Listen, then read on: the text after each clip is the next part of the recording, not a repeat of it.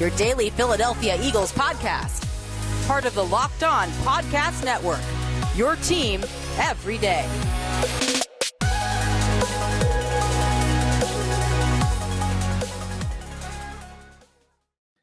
What's going on, Eagles fans? Welcome into another edition of your daily Philadelphia Eagles podcast. It's the Locked On Eagles podcast. As always, part of the Locked On Podcast Network, your team every day. It's a Tuesday edition of the show, guys. Episode number 205. Download it into your phone wherever you subscribe to Locked On Eagles. We are available on all platforms, on Apple, Odyssey, Spotify, Stitcher, Google, you name it. We're available on YouTube as well. All our full episodes are in video form now, Monday through Friday. We've got short YouTube videos posted as well. With the season officially underway, content after content after content on YouTube and all our podcast platforms every day of the week. And we're always talking birds on Twitter at Locked On Birds, at DiBiase, LOE, at GC24_football. Gino and I are going to continue to dive into what a fun season opener it was between the Eagles and the Falcons. A blowout win for the Birds, 32-6. And Gino, it's the first time this year we're doing stock up, stock down. We'll get into stock up segment 2, stock down segment 3. And there's a lot more good than bad. And that's a nice change of pace compared to last year to start the season. After week 1 last year, that 17-0 collapse was a brutal start to the season, and it kind of kept going that way. Yeah, we always know that Victory Monday is much more fun than Feels taking the L. That's for sure. And seeing all these people on Twitter that are backtracking their Eagles takes, saying that they aren't going to be the worst team in the league. We told you so. We told you so. We told you that there was too much talent in the trenches, too much athleticism at the playmaking positions for this team to be as bad as many people thought it would be. Going around the Twitter sphere today, you see the efficiency ratings. Their defensive efficiency for protecting the pass, Lou, is one of the top 3 currently. That's a nice change of pace from compared to the last decade. Beautiful change of pace, something that I don't think we've seen in, I don't even know, maybe the days of Sheldon Brown, Lito Shepherd, Troy Vincent. Yeah, it's been quite some time. And yes, it is one game, but to know that under a new coaching staff, under a new regime, new coordinators at both sides of the ball, even special teams, you were able to operate efficiently, which is good. And knowing that you can do what you want to do and stick to that plan and not have to go outside of your realm of comfort is exactly what we want in a Philadelphia Eagles team. I said it today, I was on the Philadelphia Eagles Sports Table or Philly Sports Table podcast, and he asked me what I felt, and I just said it was a balanced game, and for once, like, we didn't have to worry about when the stops were going to come, because it just seemed like they were stopping every drive that Atlanta was trying to do. And then when the points weren't going to be scored anymore, and it just seemed that they kept scoring points. And that's one thing that you and I, for the longest time, have just been waiting for all 3 of these units to balance each other out. And it felt balanced. It really did. For once, it felt like all 3 phases, special teams maybe not as much, but all 3 phases when it comes to the punt and kick game in terms of Jake Elliott and Aaron Sipos, the defensive matchup, I mean, not allowing to drive over 25 yards after those first 2 drives, Lou, that's how you settle in. Pretty impressive. And then going out there and seeing Jalen Hurts being one of the top 10 efficient passers of the week. And to me, that's a victory. I take a lot of good away from there were a lot week of victories. 1. I don't think we're overreacting in our sentiment at all. Well, because we're not saying they're Super Bowl contenders. That's the thing. Like, we're saying there's a lot of people backtracking because they had the Eagles at the bottom based on last year, when, if you listen to us on the podcast, we weren't ever saying they're going to win the championship this year, but we were also saying, look, when you have some of the best trench play in football, when you have a run game like you do, the young weapons, just because you're unproven doesn't mean you're not talented. And so with that, we said the floor is likely 6 or 7 wins with this team, honestly, based on the way they're built. And what an entertaining start to the season, Gino. I want to ask you, I tweeted this out earlier and to see what the listeners thought. When you look back at the last 5 season openers, or I would say since 2016, the start of the Carson Wentz, Doug Peterson era, where does yesterday rank when it comes to excitement level for you? Like, watching that entire game, how much did you enjoy that compared to the openers since 2016? Like, is it number one? Is it behind maybe the start of the new era in 2016? Where does that rank since 2016? Honestly, I don't even put 2016 as like my top two. I put 2017 when they had that great game against Washington where everybody just seemed to be playing well. Fletcher Cox had the scoop and scored to close out the game. Thought that was very exciting, really got them on track to where they were going to go. And the idea of getting on track early is something that in Philadelphia, even in the first quarter of games, we were just struggling to score points.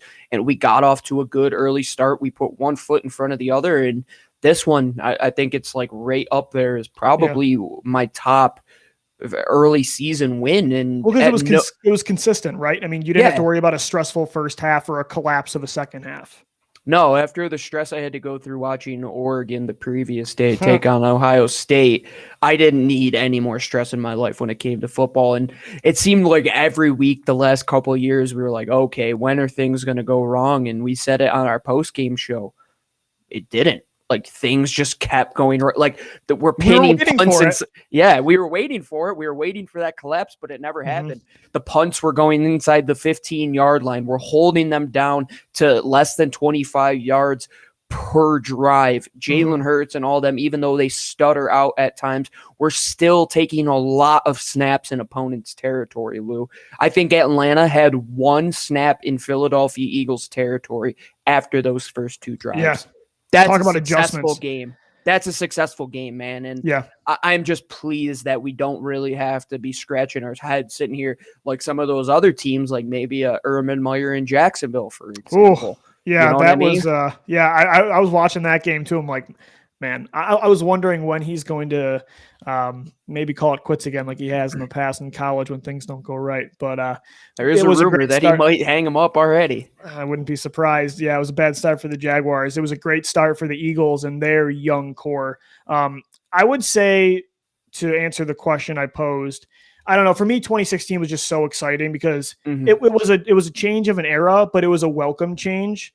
We all wanted that Chip Kelly era to be done after 2015. And then to have a new one start with a real quarterback of the future in Carson Wentz, and Doug Peterson was an Andy Reid staple. So we were just dying to get back to what we used to know as Eagles football. And then the way that game started was so electric. I would say 2016 is number one. And then like 2019, it was stressful because Washington got up 17-0. But the Deshaun Jackson return for me, I mean, Gino, you've done this show with me since 2018. How many times did we talk about a Djax reunion? And then for him to go off in that game, it's the Wentz and Djax going off in those two games are at the top. I would say I like that 2017 game comparison you made for sure. This is right there with that because like this year, I wasn't really sure what 2017 was at the start. Because I didn't really know, kind of like Jalen Hurts right now in year two, I didn't know what Carson Wentz was going to be yet, right? We kind of knew just like now, though, they had stacked lines. So I was like, they're probably a 9-7 team this year. And then game one, QB1 looked great. It was very similar to this year. It's kind of the same thing where Jalen Hurts has that Wentz against Washington-like performance. And so it's definitely ahead of 2018. The Super Bowl celebration was fun. The finish was fun, but overall that was a pretty bad game. And then 2020 was a disaster. So I'd put it third probably, or maybe 3A, 3B with 2017 for sure.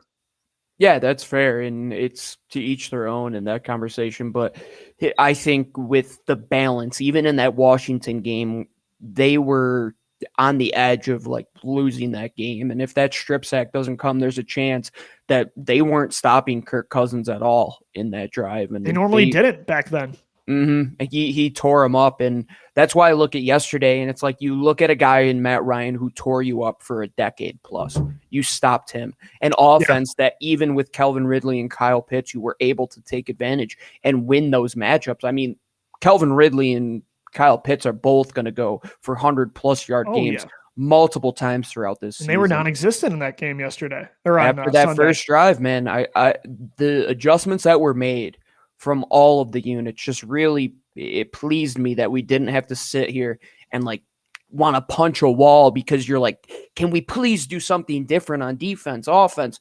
They did so many different things that I couldn't complain. even if it came down to the end, Lou, and like, yeah, they maybe lost a close game, but no, they dominated, like absolutely from the beginning to end. Outside of those first 2 drives, they dominated the Atlanta Falcons. There's a lot of players that dominated, and Gino and I are going to get into a lot of specific players in segment 2 as we get going, stock up, stock down, 2021 style. Coming up next right here on Locked On Eagles. And guys, today's show is sponsored by BetOnline.ag. Gino, we did LOE 3 on Friday, and we nailed it, right? I mean, we were pretty close to hitting all of them. We had a couple off, but BetOnline has been awesome with the amount of different player props you can do, the individual bets, the games. There's so much to offer at BetOnline. And again, BetOnline is your number one spot for all the pro and college football action this season. With the new updated site and interface, even more odds, props, and contests, BetOnline.ag continues to be the number one source for everything football in 2021. Head to the website or use your mobile device to sign up today to receive your 100% welcome bonus. That's double your initial deposit just for signing up. Don't forget to use the promo code NFL100. From football to basketball, boxing, right to your favorite Vegas casino games. Don't wait to take advantage of all the amazing offers available for 2021. BetOnline, your online sportsbook experts. Again, to get that 100% welcome bonus, use our promo code LOCKEDON. All right, Eagles fans, welcome back into this Tuesday edition of your daily Philadelphia Eagles podcast. It's the Locked On Eagles podcast. Louie DiBiase, Gino Camilleri. It's stock up, stock down time, Gino, and we're going to start with stock up. And it was hard. I said, me and you should probably both do 2, or this podcast is going to be like 2 hours long. It could be 2 hours long with how many players we could dive into and hype them up. It was such a complete team effort on Sunday. But we'll choose 2 each. Who do you start off with that really impressed? And again, we're going to hold off on Jalen Hurts. We all know his stock is up, but we do a whole show for Jalen Hurts on Fridays, Locked On QB1. So obviously Hurts is stock up. But for this show, we like to look at the other players outside of the QB1. So Gino, outside of Jalen Hurts, who really raised their stock on Sunday in Atlanta? Yeah, I'm going to start actually not with a player, but rather a coordinator. And Jonathan Gannon. It's tough to pick out like individual efforts off of that defense because there were so many good people that played well in their roles, but the individual that got them there and lined them up there, it got them prepared throughout training camp. Jonathan Gannon, man, like we talk about how he stepped into one of the best defensive openings in the sport, maybe ever.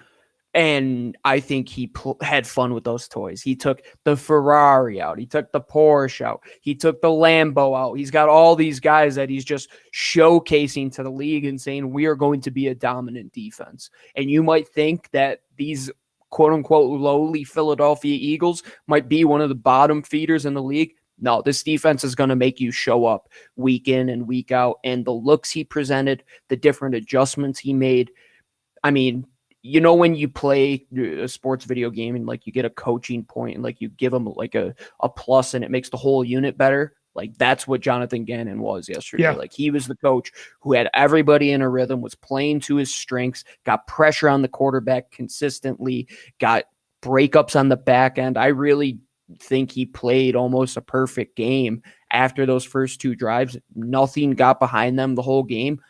That's a big win, in my opinion, for this Eagles defense that for the longest time, they were watching rainbows go over their head in that defensive backfield. So Jonathan Gannon, stock way up for that gentleman. Yeah, and I think one of his best defensive players, Gino, yesterday, I think the best defensive player. There were a lot of good ones, but I think defensive tackle Jayvon Hargreaves, stock is very much up. Honestly, and I was looking at the stats today. He had the NFL's highest pass rush win rate week 1 at 48%. He had 2 sacks, and he was wrecking that ball game. And this is the guy, Gino, they paid for in 2020 in that offseason, right? This was the guy you saw in Pittsburgh. And last year, I think a lot of his struggles were the injuries, right? Not having a real offseason, training camp, a preseason to get acclimated to a new defense.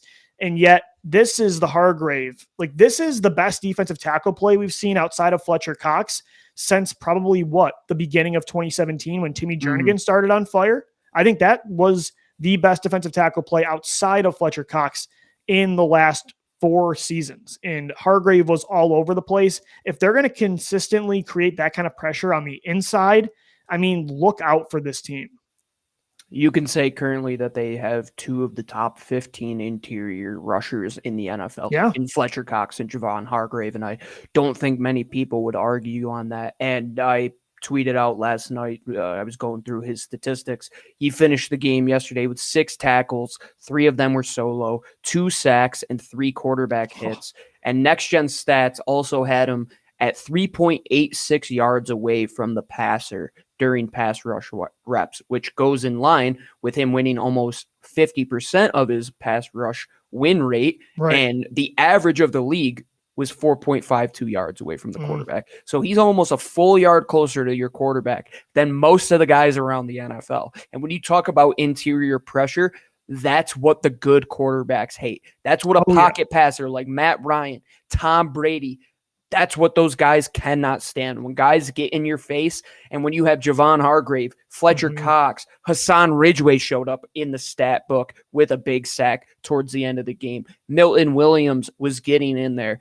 That interior rushing, Lou, is something that is going to be a spectacle. It was literally Graham can play inside and rush. It was a clinic all over the field yesterday. A defensive line clinic, and it starts with Jayvon Hargreaves, who, if people weren't on notice of what this kid can do, they better be ready for the force that this individual brings to a team. Well, and it's not surprising considering the summer he's had. I mean, he's been doing this throughout training camp all summer long, and he kind of gets lost in the shuffle because there's a lot of star players up there, Gino. Fletcher Cox and Brandon Graham, and we always talk about Josh Sweat, and Derek Barnett's a former first-round pick, and you bring in Ryan Kerrigan. Milton Williams is a third-round pick. There are a lot of names, but Jayvon Hargreaves is continuing where he left off in the summer. Continuing stock up here, Gino, you have an offensive rookie.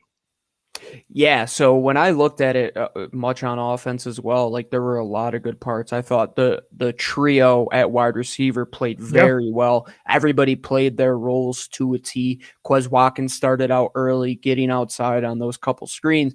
Jalen Reagor gets his touchdown where he looked like the fastest man alive. And Devontae Smith did Devontae Smith things. I look in the backfield. Miles Sanders did what you and I and a lot of Eagles fans know he can do. I don't think people were ready to see what Kenny Gainwell was ready to do in regular season action, and that's why I give a stock up to him. And I think his most impressive play, Lou, won't even show up on the stat sheet. I think it was that catch that was called back in the end zone. Oh, the touchdown. Because Lane Johnson was too far down the field because apparently it was supposed to be a designed shuffle pass, so it wouldn't have been an ineligible man downfield. But then he's in traffic, and a guy who looks like he's a JV player playing with a bunch of men in like a men's league goes in there and goes up and catches that ball in traffic and keeps it in his hands throughout the catch. He catches it like a receiver. We said it when they drafted him. He's not your Darren Sproles. There's different types of receiving running backs. He definitely is. And I thought he ran excellent too, outside of that fourth down, which for a smaller back, like he still was churning his legs on that down. And for a 5th round pick, Lou, to come in and contribute right away, I mean, all over the field yesterday, Howie Roseman's late round picks were paying off to a great extent. That's a good point. Yeah. Kenny Gainwell was one of the top guys, man. Like it's hard to look at that 1 and 2 punch that those two guys bring and just like not worry about teams just, you know what it gives being me able to stop the run. Like they can wear you down throughout the game. And they did that. Like all of a sudden you have Kenny G running a 4.35 that's going to come in after Miles Sanders just pounded it down your throat for 20 yards. It reminds me of LaShawn McCoy and Darren Sproles in 2014. I agree. That's a very good kind of the vibe I'm getting.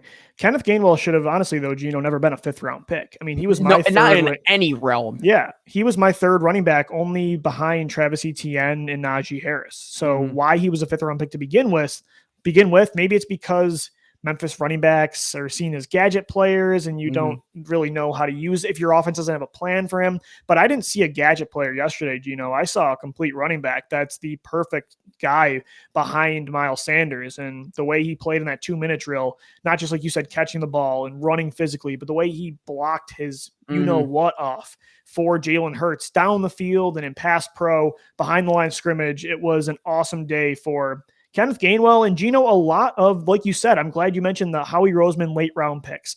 Kenneth Gainwell, Josh Sweat had a great day. Jordan Mailata with some of the biggest blocks I've ever seen. And another guy, surprisingly, on defense was cornerback Avante Maddox, another former 4th round pick in the 2018 NFL draft. Gino, he looked like rookie Avante Maddox in 2018. That down the stretch was one of the best corners in football in that 2018 playoff run. Since then, he hasn't been good. He wasn't good in 2019. He wasn't good in 2020 when they forced him on the outside opposite Darius Slay. Now he's fitting more in that slot role, which I think he fits best. And he really came into his own, even against a tough matchup, a bigger Kyle Pitts. He was draped all over him multiple times. He was the Eagles' 3rd highest defensive player graded, according to Pro Football Focus, with a 76.1 grade. And it would be really nice if Maddox could come into his own with how young he is and become that long-term slot in the defensive backfield. It'd be one less hole you don't have to fill in the draft in the next couple of years. They need a lot of DB help. So if you can have the slot at least down with Maddox, it'd be really nice. I hope he continues that play this year.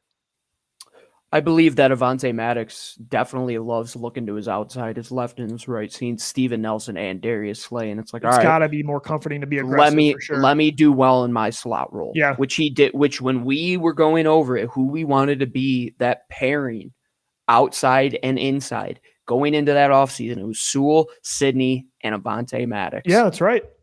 And Avante is the last of the 3. I didn't know if he would be, but once again, putting players in their pristine positions where they excel, that's how you win games. Like Avante Maddox looked like a completely changed person from the last 2 years. Does have to clean up the tackling a little bit. We know that, but he wasn't scared of any challenge. I mentioned on the pregame, the postgame show that he climbed up looking like it was the Empire State Building being Kyle Pitts and went up and broke up that pass and wasn't scared at all. And you look back to the poor slot play that they had in the past year with Crevan LeBlanc and Nickel Roby Coleman. Go back to the youth, man. Like, go to the things that work. Guys that run fast. Guys that are able to sit in their feet and just change direction really well. And Avante Maddox showed that. And he might not be the toughest. He might not be the tallest, but he plays with heart, man. Like, he really did come to play. And I hope that trajectory continues to excel with those 2 guys next to him, because it has to be comforting knowing that he's the 3rd guy now on the totem pole. Like, he's not going to be sitting out on an island. He just has to do his thing inside with a little bit of safety, with a little bit of linebacker help. But that's okay as long as you get the job done, which he did yesterday in a very good way, by the way, which you said, according to PFF, he was the 3rd highest graded defender on the team. I believe that he was a guy that you didn't hear his name too much, and that's what you want out of defensive backs, and I'll continue to preach that. Stock up for Avante Maddox, for Kenneth Gainwell, for Jonathan Gannon, for Jayvon Hargreaves, for a lot of players, Gino. Coming up next in segment 3, we'll get into some stock down. I thought there were a few players that definitely need to improve based on their performance against the Atlanta Falcons. That's coming up next right here on Locked On Eagles. And guys, today's show is sponsored by RockAuto.com. Save time and money when using Rock Auto. Why choose to spend 30, 50, even 100% more for the same parts from a chain store or a car dealership? Rock Auto, it's a family business. They've been serving do-it-yourselfers for over 20 years. And best of all, their prices are reliably low for every customer, including the do-it-yourselfer. They have everything you need, from brake parts to tail lamps, motor oil, and even new carpet. Go explore their easy-to-use website today to find the solution to your auto part needs. Go to rockauto.com right now and see all the parts available for your car or your truck, and make sure you write down Locked On in there. How did you hear about us box, so they know that we sent you.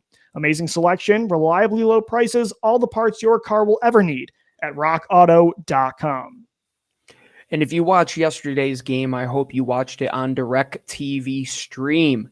Does this sound familiar to you? You've got a device that lets you catch the game live, another that lets you stream your favorite shows. You're watching sports highlights on your phone, and you've got your neighbor's best friends login for all the good stuff. That was literally me this weekend when you're watching these FCS games that require these crazy logins to go and watch them. Yeah, it takes a while to find some of those college football games. But the great thing is DirecTV Stream will help you out with all that. And I want to tell you that there's a simple way to finally, without hassle, get all your TV together. It's called DirecTV Stream, and it brings you live TV and on-demand favorites together like never before, so you can watch your favorite sports, movies, and shows all in one place. That means no more juggling remotes. I got 4 sitting up in my living room. I lose one all the time, and no need to buy another device ever again. And the best part, there's no annual contract. So get rid of the clutter and the confusion and get your TV together with DirecTV Stream. You can learn more at directtv.com. That's directtv.com. Compatible device required. Content varies by package. All right, everybody, welcome back into this Tuesday edition of Locked On Eagles. It's Stock Up, Stock Down, Week 1 edition. Stock Up to defensive coordinator Jonathan Gannon, defensive tackle Jayvon Hargreaves, running back Kenneth Gainwell, cornerback Avante Maddox. Stock up to so many more. But now let's get into the negative. We've got to be critical still here because it wasn't a perfect game. It felt like it on most areas of the game, but there definitely were some players that could use improvements. And number one, I think just an entire unit that you want to talk about definitely was, I think, the weakest link on Sunday. Special teams. Does it shock you that I bring up special teams once again? Excuse, who am I? They weren't gaining yards at all. That's a great way to put it, Lou. So I tweeted this out about an hour ago, and I said the Eagles need to figure this thing out ASAP, and that being the return game. And the returns went as followed, Lou. They had a touchback, a Quez Watkins 18-yard kick return, which would put them behind the 25-yard line that you would get if you fair caught it, a Rager fair catch on a punt, a Rager 2-yard punt return, a Quez Watkins 20-yard kick return, which still puts them behind the 25, a Rager 11-yard punt return, a Rager 10-yard punt return, and a Rager -1-yard punt return. Rager averaged 4.8 yards a punt return, and Watkins averaged 20 yards per kick return. Yeah. That's not great, especially when the Eagles had many opportunities to get plus field position. If all they did was return it for 10 yards every time, just put your foot in the ground, get upfield, or even if Quez Watkins fair catches it in the end zone and decides not to take it out a yard into the end zone, you're going to put yourself in a position where you're not playing behind the 8 ball. And I stress it so much. Even if you take a fair catch, you are putting yourself in the best position possible if you know that you are not going to get past the 25-yard line.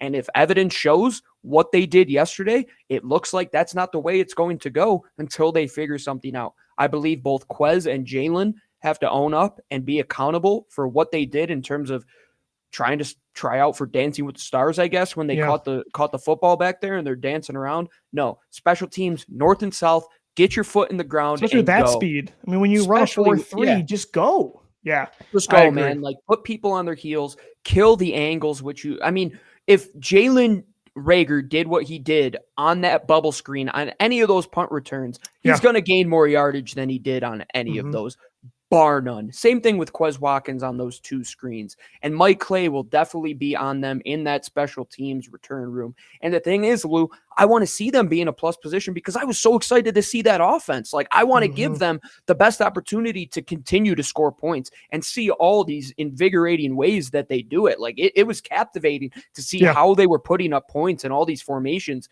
But when your special teams put you behind the 8 ball and you're in minus territory right off the get-go, it's going to be tough to continue to be efficient that way. Like, you got to get on track before that train falls off of the tracks. That's for sure. Just don't give this team an excuse or a reason to bring Greg Ward in just to get the bare minimum in the return game. And so hopefully Watkins and Rager can improve in the return game. Definitely stock down for that area of special teams. The punt game was great. Jake Elliott hit his kick, but the return game definitely needs improvement. Gino, stock down to defensive end Derek Barnett, and not really based on how he played yesterday because I thought he was solid. But that's really all he was again. And that's kind of the theme of Derek Barnett is he was okay. I thought he was good against the run. I thought he did generate some pressure, almost had 1 sack. He did bring down Matt Ryan. He had to throw it away. But at the same time, he was last in snaps when it comes to those 4 defensive ends. Brandon Graham had more, obviously. Josh Sweat had 8 more snaps. Ryan Kerrigan had a few more snaps than Derek Barnett. And so the way Josh Sweat looks with pass rush is always better. But if he's going to look as good as he did against the run yesterday, Derek Barnett, that's like his one thing he had an advantage on of Sweat was he was you could say a more complete player. There's a reason he was the starter and Sweat was more of the specialty pass rusher. If Sweat's going to look like that in all facets of the game, then Barnett, number one, is not getting the contract. And it's not going to be long that for long that he's the starter. And yesterday he started the game, but Sweat finished the game. And so stock down for Barnett just based on, I guess, the way everybody else was playing. And he kind of just continues to plateau and not really take dramatic steps up. Maybe he's definitely improved since his rookie year in 2017, but they're very gradual steps. Whereas Josh Sweat, it's, a more dramatic climb for sure.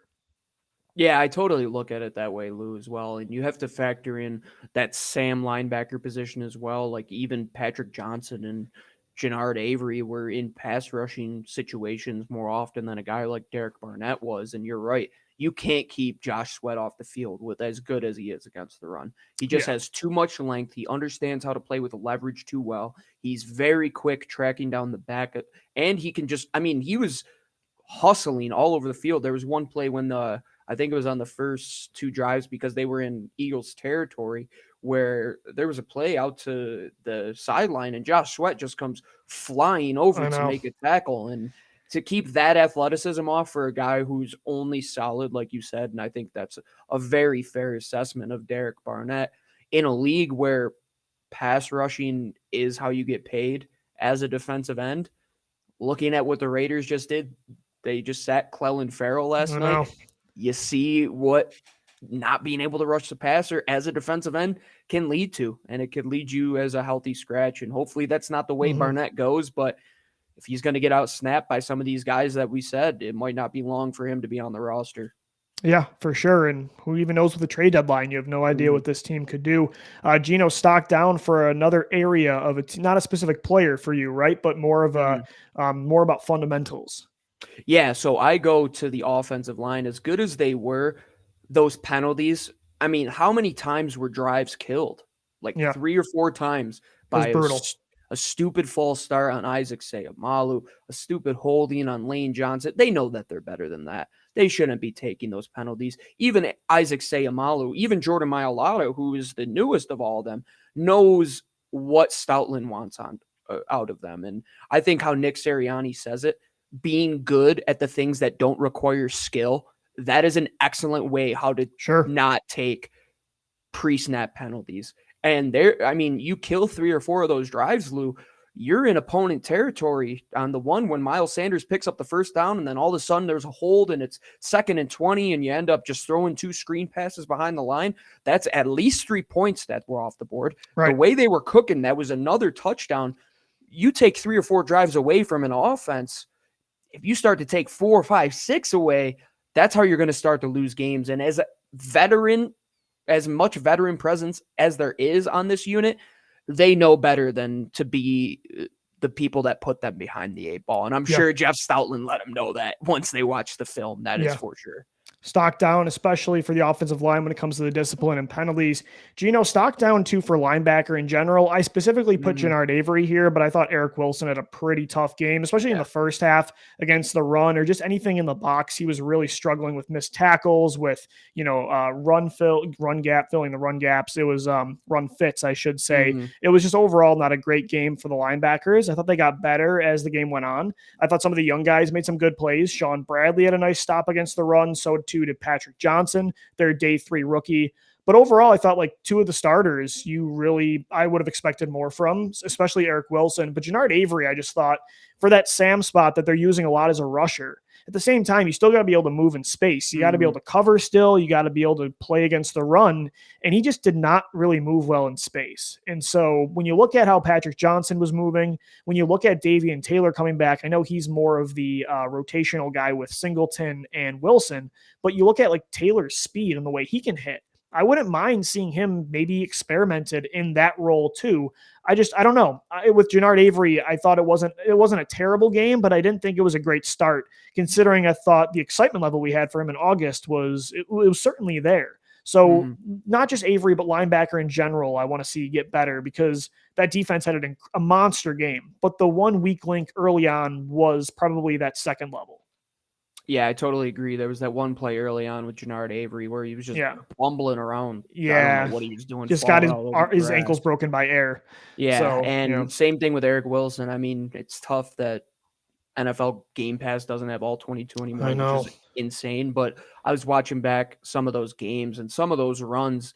It was clear, like, the thing with this defensive line is we know run game is going to spill to the linebackers. Yeah. There were so many times when Eric Wilson he didn't even get to his gap, and 2, just got blown 4 or 5 yards backwards by these pulling defensive linemen. And if you're not aggressive at the point of attack as a linebacker, you're going to have a rough day at the office with how they like to get these athletic offensive linemen into space to take advantage of that. And if you're going to have guys that aren't that great and perform that well, put the youth in that are better athletes, like Sean Bradley, who's a better athlete than a guy like Eric Wilson. Same thing with Patrick Johnson, who is an all-star athlete coming out of Tulane. Just get them on the field just to see what they have, because that wasn't working. And I thought that was a great adjustment by Jonathan Gannon to do so. But you're right, for 2 guys that bubble type of players, Eric Wilson, a 1-year deal, Jannard Avery, same type of thing.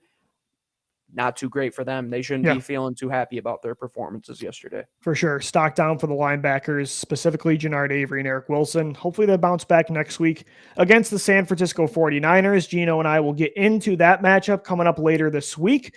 Make sure you subscribe to Locked On Eagles. We've got 3 more shows this week on any podcast platform and on YouTube as well. And we're always talking birds on Twitter at Locked On Birds, at DiBiase, LOE, and at GC24_football. For Gino Camilleri, I'm Lou DiBiase signing off. This has been your daily Philadelphia Eagles podcast, Locked On Eagles. As always, thank you for downloading. Thank you for listening, and let's go Birds. Fly, Eagles, fly.